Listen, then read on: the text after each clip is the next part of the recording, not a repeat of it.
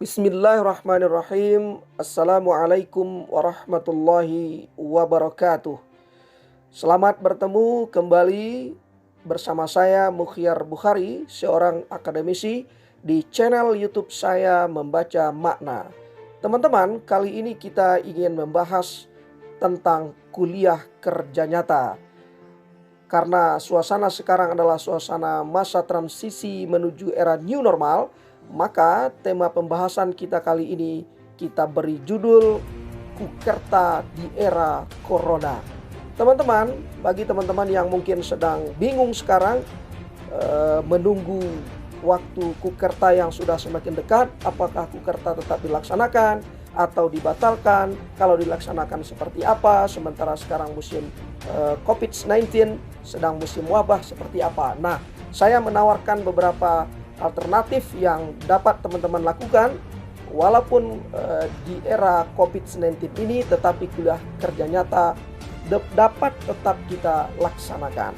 Teman-teman, kita tahu semua kuliah kerja nyata merupakan kuliah juga, cuman bedanya kuliah tidak dilaksanakan di kampus, tidak dilaksanakan di dalam kelas, tetapi kuliah dilaksanakan di tengah-tengah masyarakat. Mahasiswa yang sudah mendapatkan ilmu-ilmu di kampus, ilmu-ilmu di dalam kelas, lalu mempraktikkan ilmunya, mengamalkan ilmunya di tengah-tengah masyarakat, sekaligus menimba ilmu-ilmu baru dari masyarakat pada saat pelaksanaan Kukerta yang mereka lakukan.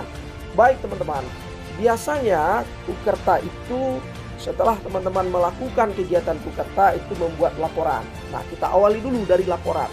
Di sini nanti akan tergambar seperti apa Kukerta itu dilaksanakan. Nah, untuk laporan ini secara umum terdiri dari 5 bab utama. Pertama, bab pendahuluan, isinya latar belakang, dasar dan landasan Kukerta, tujuan pelaksanaan Kukerta, manfaat pelaksanaan Kukerta, waktu dan tempat pelaksanaan Kukerta, kemudian sistematis penulisan laporan. Yang bab 1 ini teman-teman tidak usah bingung, ambil saja laporan Kukerta seniornya, lalu itu saja dicontoh, tinggal dilakukan beberapa perubahan dan penyesuaian agar kebaruannya terlihat. Itu pada bab pertama. Pada bab kedua, deskripsi tempat Kukerta. Nah, ini juga tidak terlalu rumit. Datanya ada di kantor desa atau di kantor kepala desa di mana teman-teman melaksanakan Kukerta. Isinya biasanya terdiri dari sejarah desa, demografi desa, keadaan sosial, keadaan ekonomi, kondisi pemerintah desa, struktur organisasi desa, kemudian profil desa. Kemudian beranjak kita pada bab ketiga, pelaksanaan Kukerta. Nah, nanti kita akan bicara lebih luas tentang pelaksanaan Kukerta ini. Pelaksanaan Kukerta terdiri dari 5 poin: bidang keagamaan, bidang kesehatan, bidang pendidikan, bidang kesenian, bidang ekonomi. Kalau di situasi tempat teman-teman Kukerta itu perlu ditambah bidang-bidang ini, silahkan saja, tidak jadi persoalan. Tapi setidak-tidaknya memuat 5 bidang ini. Itu tadi bab yang ketiga. Kemudian bab yang keempat, faktor penunjang dan faktor penghambat. Ini gampang juga, tinggal dilihat contoh-contoh dari laporan Kukerta seniornya, tinggal dilakukan penyesuaian-penyesuaian. Terakhir bab penutup, kesimpulan dan saran. Dan setelah itu dilengkapi dengan lampiran-lampiran. Seperti apa? Seperti rencana kerja, tabel kegiatan Kukerta, dan jangan lupa foto-foto kalian. Foto-foto kalian melaksanakan kegiatan Kukerta itu dilampirkan di dalam lampiran laporan Kukerta. Baik teman-teman, sekarang kita fokus pada bagian ketiga yang ingin kita bahas, ingin saya share, ingin saya bagi untuk kalian semua, yaitu bab 3, pelaksanaan Kukerta. Nah, dalam bab 3 ini setidak-tidaknya atau secara umum ada 4 bagian utama atau 4-5 bagian utama, yaitu bidang keagamaan, bidang kesehatan, bidang pendidikan, bidang kesenian, dan bidang ekonomi. Nah, mari Anda ikuti, kita kuliti sama-sama bidang keagamaan. Di bidang keagamaan ini biasanya teman-teman yang melakukan Kukerta itu mengikuti seluruh program-program keagamaan yang ada di desa di mana teman-teman melakukan kegiatan kuliah kerja nyata.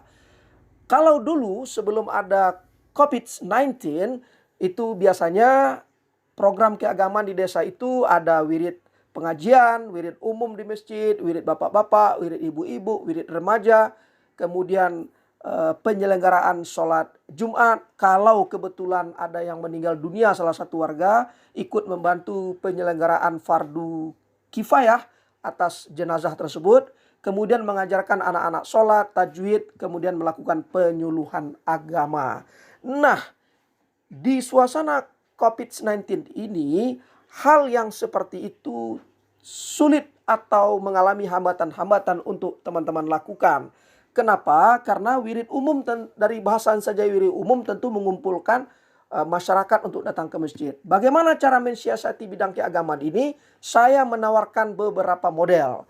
Yang pertama, wirid ini Anda lakukan juga di dalam masjid, tetapi hanya Anda dan teman-teman saja.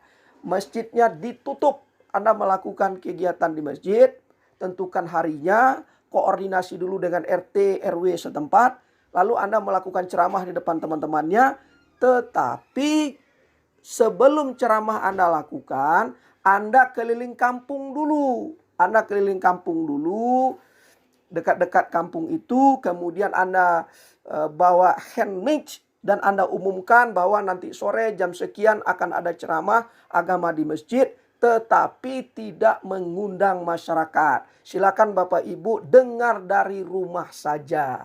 Nah, itu yang pertama caranya. Tetap dapat melakukan ceramah. Kemudian cara yang kedua adalah kawan-kawan, teman-teman, membuat video ceramah.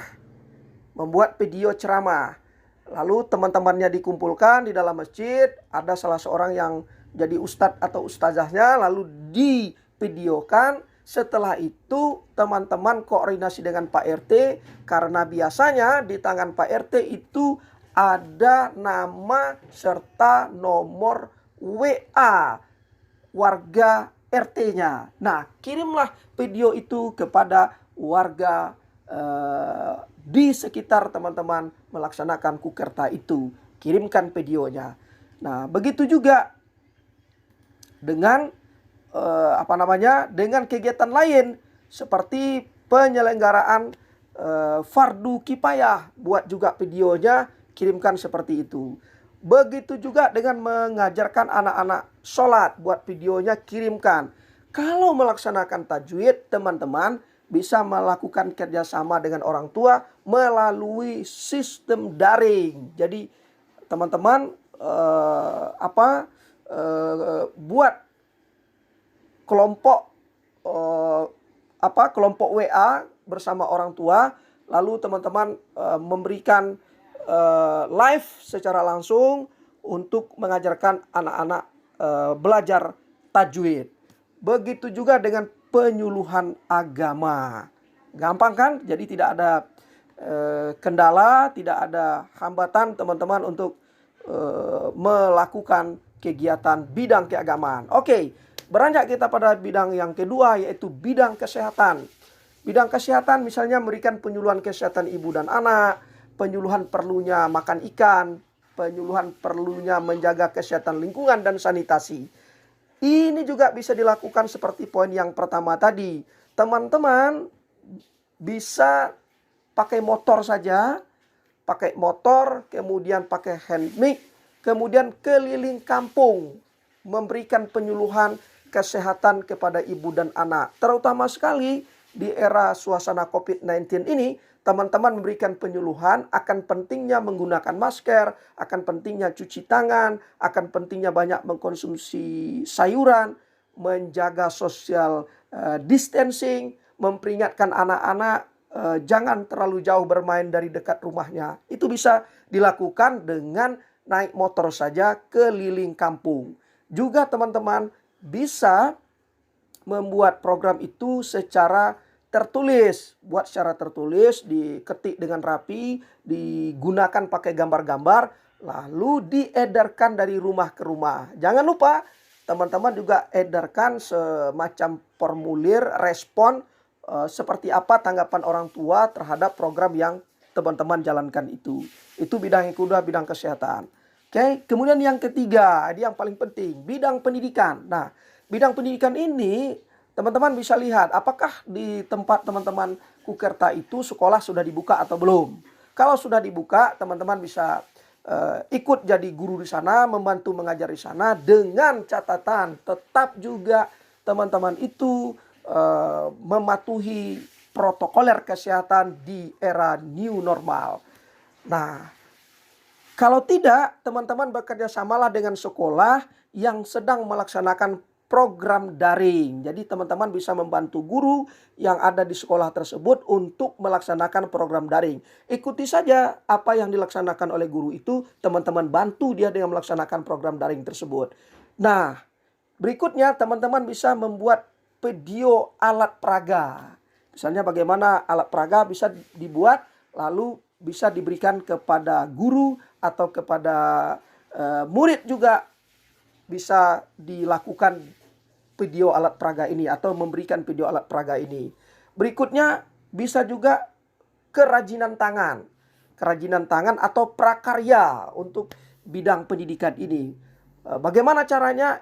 Itu tadi dengan membuat video, dengan membuat selebaran yang diedarkan pada masyarakat. Itu bidang pendidikan.